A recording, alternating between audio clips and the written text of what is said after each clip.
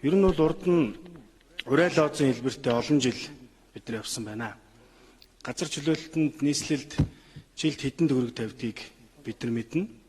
За тэр нь хаанаач хүрдэггүй, хэдхэн дүүрэгт хуваагаад газар чөлөөлөлтөөс болж л бид нар маргадаг.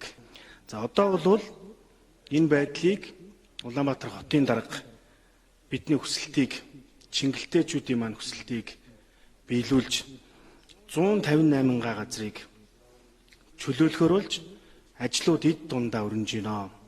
За эхний 13 га дээр 1184 айлын орон сууц баригдахад бэлэн болоод байна.